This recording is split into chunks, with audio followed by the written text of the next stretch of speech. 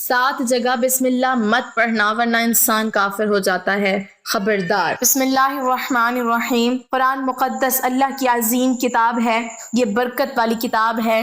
اس کی آیتیں مومنوں کے لیے شفا ہیں، اس کے ایک ایک حرف میں 10 نیکیاں اللہ نے مقرر فرمائی ہیں۔ قرآن مقدس دنیا اور آخرت کی پریشانیوں کا علاج ہے۔ قرآن مقدس رحمتوں کا خزانہ ہے، لیکن اس عظیم رحمت والے خزانے سے مالا مال ہونا ہو تو پہلے سچے دل سے بسم اللہ الرحمن الرحیم پڑھو، پھر اس خزانے کو کھولو اور زیادہ سے زیادہ اللہ کی رحمتوں کو حاصل کرو۔ جب قرآن مقدس جیسی عظیم کتاب بغیر بسم اللہ الرحمن الرحیم کے نہیں کھلتی تو دوسرے جائز کام کی برکتیں بغیر بسم اللہ الرحمن الرحیم کے کیسے حاصل ہو سکتی ہیں؟ حضرت عثمان بن عفان رضی اللہ تعالی عنہ نے رسول اللہ صلی اللہ علیہ وسلم سے بسم اللہ کی نسبت سوال کیا۔ آپ صلی اللہ علیہ وسلم نے فرمایا یہ اللہ تعالیٰ کا نام ہے، اللہ تعالیٰ کے بڑے ناموں اور اس میں اس قدر نزدیکی ہے جیسے آنکھ کی سیاہی اور سفیدی میں۔ جابر رضی اللہ تعالی عنہ فرماتے ہیں جب یہ آیت بسم اللہ الرحمن الرحیم اتری، بادل مشرق کی طرف چھٹ گئے، ہوائیں ساکن ہو گئیں، سمندر ٹھہر گیا، جانوروں نے کان لگا لیے، شیاطین پر آسمان سے شعلے گرے اور پروردگار عالم نے اپنی عزت و جلال کی قسم کھا کر فرمایا کہ جس چیز پر میرا یہ نام لیا جائے گا اس میں ضرور برکت ہوگی۔ ابن مسعود رضی اللہ تعالی عنہ فرماتے ہیں کہ جہنم کے 19 داروغوں سے جو بچنا چاہے وہ بسم اللہ الرحمن الرحیم پڑھے، اس کے بھی 19 حروف ہیں، ہر حرف ہر فرشتے سے بچاؤ بن جائے گا۔ اسے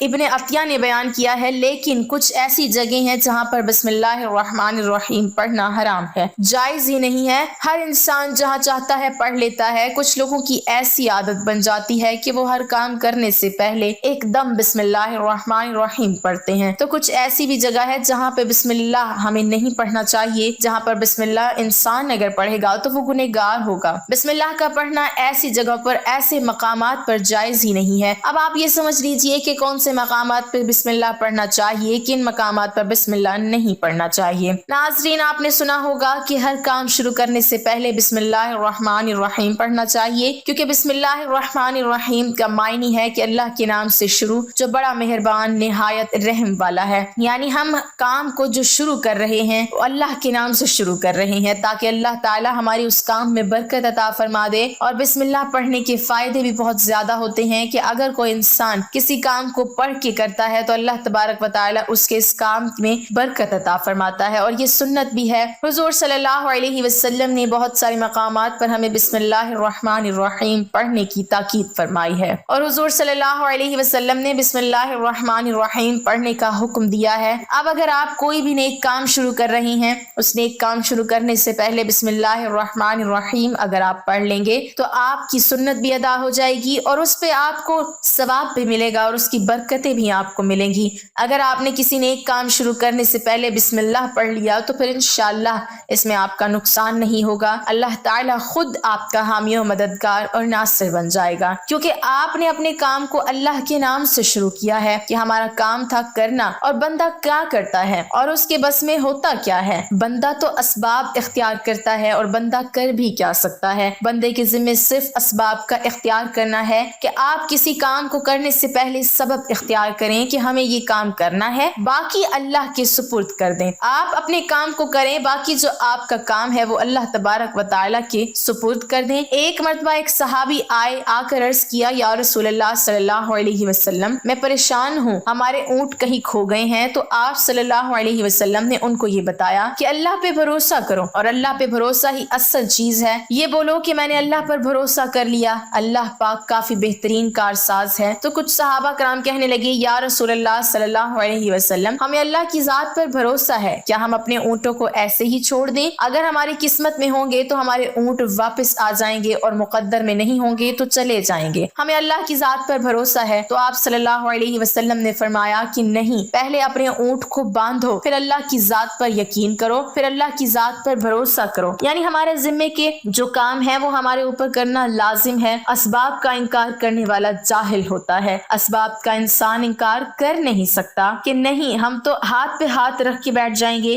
اب اللہ کھلائے گا کیونکہ وہ رزاق ہے، وہ ہمیں کھلائے۔ لیکن آپ اپنی محنت کیجئے، آپ اسباب اختیار کیجئے، پھر اللہ کی ذات پر چھوڑ دو۔ آپ پہلے جاؤ مزدوری پر، آپ کام پر جاؤ، آپ کاروبار کرو، پھر اللہ کی ذات پر چھوڑ دو کہ اے پروردگار عالم، اب ہمارا جو کام تھا ہم نے کر لیا، آگے تیری رضا ہے اور تیری رحمت کے ہم امیدوار ہیں۔ صرف ہمارے کمانے سے رزق تھوڑی ملتا ہے، آپ نے کمایا بس کما کے لیے آئے۔ اس کے علاوہ آپ غور کیجئے کہ دانے کو زمین سے نکالا کس نے، اس کے بعد پھر اس کو گیہوں کی شکل میں، پھر وہ آٹے کی شکل میں بنا، پھر وہ روٹی بنتی ہے۔ ہم سمجھ رہے ہیں کہ یہ ہماری محنت سے ہو رہا ہے، ہم نے روٹی بنائی، روٹی بنا کے وہ گوشت یا سالن یا سبزی ہمارے سامنے آئی، اس کے بعد ہم نے جیسے اس کو بسم اللہ الرحمن الرحیم پڑھ کے کھایا تو اب ہمارے حلق پر ایک فرشتہ بیٹھا ہوا ہے، وہ فرشتہ اب اللہ سے اجازت مانگ رہا ہے۔ حلق میں ہماری دو نالیاں ہوتی ہیں، ایک نالی ہوتی ہے جو سانس کی ہوتی ہے، ایک نالی وہ ہوتی ہے جس سے رزق اندر جاتا ہے، کھانا اندر جاتا ہے۔ تو یہ دو نالی بالکل برابر ہوتی ہیں اور دونوں کا ایک ہی چھید ہوتا ہے، لیکن پھر وہ اندر جا کر الگ ہو جاتی ہیں۔ اب آپ یہ سوچ کر دیکھیے کہ فرشتہ یہاں پر بیٹھ کر اللہ سے پوچھتا ہے ہمارے ہر لقمے پہ کہ مولا اس لقمے کو زندگی کا سبب بناؤں یا موت کا باعث بنا دوں۔ اب اللہ تعالیٰ کی اگر مرضی ہوتی ہے تو وہ لقمہ زندگی کا سبب بن جاتا ہے، اور اگر اللہ کی مرضی نہیں ہوتی تو وہ لقمہ موت بن جاتا ہے۔ یعنی اگر وہ لقمہ بجائے خوراک والی نالی میں جانے کے اگر وہ سانس کی نالی میں چلا جائے تو پھر انسان ختم ہو جائے گا۔ تو آپ دیکھیں ہم نے اتنے سارے کام کیے لیکن فرشتہ یہاں پر بیٹھا ہوا ہے کہ اس نوالے کو، اس لقمے کو کہاں لے جانا ہے۔ تو یہ آپ نے اسباب اختیار کیے، یعنی اس کو اسباب اختیار کرنا کہتے ہیں، اور اللہ تبارک و تعالیٰ پر چھوڑ دیا۔ تو نیک کام ہم شروع کر رہے ہیں، کھانا کھا رہے ہیں تو ہمیں بسم اللہ پڑھنے کی تاکید کی گئی ہے، لیکن بہت سارے لوگ ایسے ہوتے ہیں کہ کچھ حرام کام کرتے ہیں، جیسے مثال کے طور پہ اگر کوئی انسان جوا کھیل رہا تو اس میں بسم اللہ کا پڑھنا حرام ہے کہ اللہ کے نام سے شروع۔ اللہ نے کب کہا تھا کہ آپ جوا کھیلو جا کر؟ اللہ نے کب کہا تھا کہ آپ شراب بیچو جا کر؟ اللہ نے کب کہا تھا کہ آپ جھوٹ فریب مکر کرو جا کر؟ اللہ نے تو کہا ہی نہیں۔ ایک شخص نے بڑی عالیشان منزل بنوائی اور اس پر لکھا ھذا من فضل ربی، اور شیطان نیچے بیٹھا رو رہا ہے۔ تو لوگوں نے پوچھا تو کیوں رو رہا ہے؟ تو اس نے کہا کہ دیکھو میں نے اس سے جھوٹ بلایا، فراڈ کروایا، ہم نے اس کی بلڈنگ فراڈ کر کے بنوا دی، اور یہ لکھ رہا ہے ھذا من فضل ربی، یہ میرے رب کا فضل ہے۔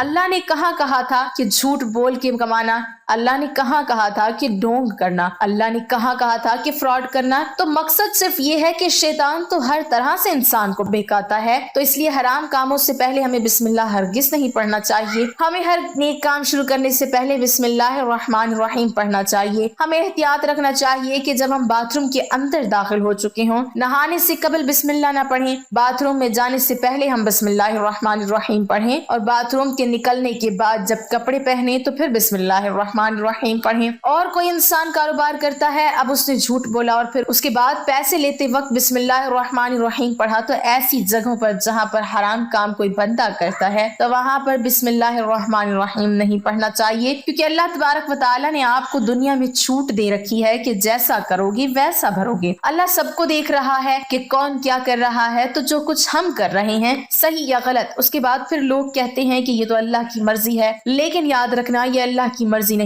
اللہ کی اجازت ہے۔ اللہ نے آپ کو اجازت دی ہوئی ہے، بس اللہ نے چھوٹ دی ہوئی ہے کہ کر لو دنیا میں جیسا کرنا ہو۔ اللہ ظالم کو ڈھیل دیتا ہے لیکن جب پکڑتا ہے تو چھوڑتا نہیں ہے۔ اللہ کی پکڑ بڑی سخت ہے، تو دنیا میں اللہ دیکھ رہا ہے، یہ مرضی نہیں ہے اللہ کی کہ آپ گناہ کرو، لیکن اللہ نے بس اجازت دی ہوئی ہے کہ آپ کر لو، دیکھیں کتنا کرو گے۔ ایک دن آؤ گے میرے پاس، جب آؤ گے تب ہم فیصلہ کریں گے، مالک یوم الدین، انصاف کے دن کا حاکم۔ تو اللہ کی ربیت سمجھیے، اور ہمیں یہ سمجھنا چاہیے کہ کون سے کام ہمیں کب کرنا چاہیے، کب نہیں کرنا چاہیے۔ جو سنت رسول صلی اللہ علیہ وسلم پر ہم عمل کریں گے تو اللہ تعالی ہمیں کامیاب کر دے گا، دنیا میں بھی اور آخرت میں بھی انشاءاللہ تعالی۔ اللہ پاک ہمیں بہتر عمل کرنے کی توفیق عطا فرمائے اور ہمارا خاتمہ ایمان پر فرمائے، آمین۔ ناظرین، کمنٹ باکس میں اللہ تعالیٰ کے 99 ناموں میں سے ایک نام ضرور ٹائپ کریں۔